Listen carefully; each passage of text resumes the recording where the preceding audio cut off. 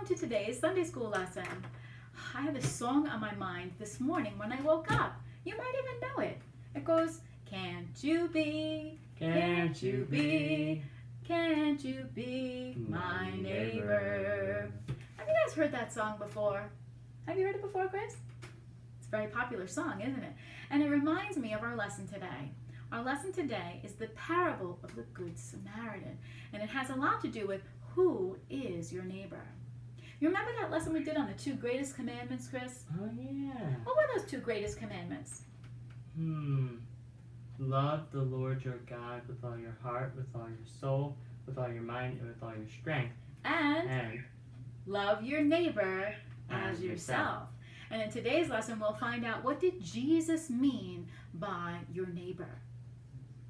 So are you my neighbor? Well, I do live next door to you. You are next to me. Well, what Jesus meant by neighbor isn't necessarily what we think of as neighbor. We think of our neighbor as a person who lives next door, and Jesus has a different definition of who is our neighbor. When Jesus taught the people, he often taught them through what's called a parable. A parable is an earthly story that has a heavenly meaning or spiritual meaning.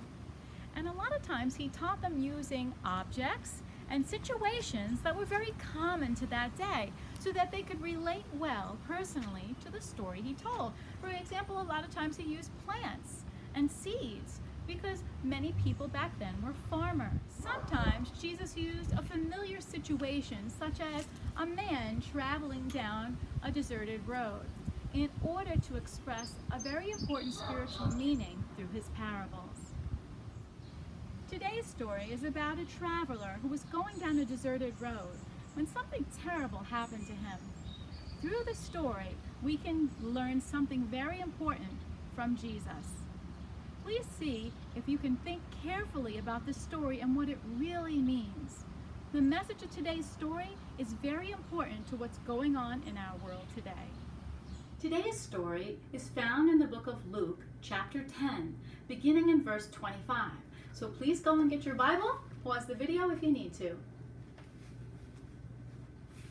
Now that you're back, before we start the story, I want you to know something about the people in today's parable. We have a priest, we have a Levite, and both of those were very religious people of the day. We also have a traveler, he was a Jewish man, and we have a Samaritan. You may have heard the story of the Good Samaritan before.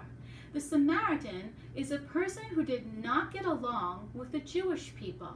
The Samaritans and the Jews had very different religious beliefs, and they often stayed completely away from one another. It's important to know that when we're telling today's story. We see a lot in the news today about people who are different from one another. Oh, different races, different countries, male, female, and sometimes people allow those differences to cause them to hate one another or hurt one another. Today's story is not like that.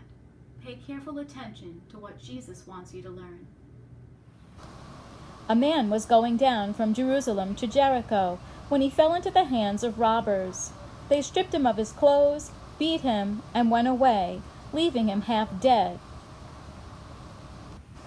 A priest happened to be going down the same road, and when he saw the man, he passed by on the other side. So too a Levite, when he came to the place and saw him, passed by on the other side. But a Samaritan, as he traveled, came where the man was, and when he saw him, he took pity on him. Even though he was a Samaritan, an enemy of Jews, he showed compassion. He went to him and bandaged his wounds, pouring on oil and wine. Then he put the man on his own donkey, took him to an inn, and took care of him. The next day he took out 2 silver coins and gave them to the innkeeper. "Look after him," he said, "and when I return I will reimburse you for any extra expense you may have." So this was the parable of the Good Samaritan. And in this parable, Jesus makes it very clear to us who is our neighbor. Our neighbor isn't just someone who looks like us, who comes from our same country, or someone who is a boy like us or a girl like us. Our neighbor is everyone. Everyone that we come across is considered our neighbor, and we are to love them Even if they are our enemies, we are to love them. That's what Jesus says, and that's what we need to do. So how do we love our neighbor? How do we love those who are so different, or those who are even our enemies?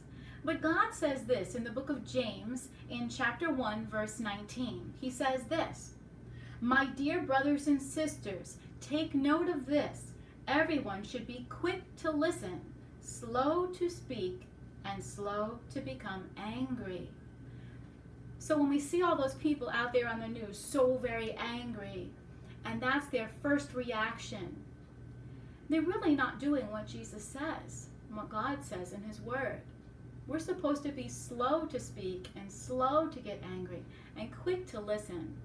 If we listen to one another, we care about each other, we love each other, then we're going to be able to work things out, and we're going to be able to get along with one another and truly love our neighbor. A lot of times when people aren't doing what Jesus said, they hurl insults at one another, and insults are very hurtful.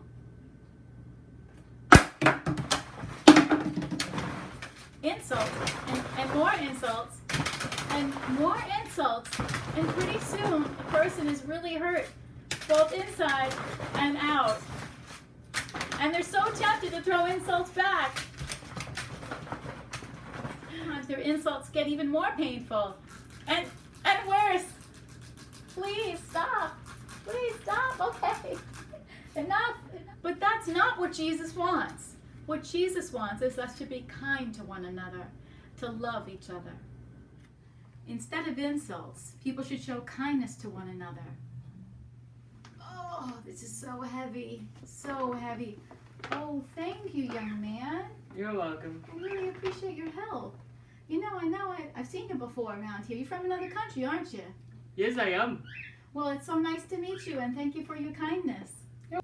Love and kindness is what Jesus wants us to show to everyone, because He says that everyone Is our neighbor.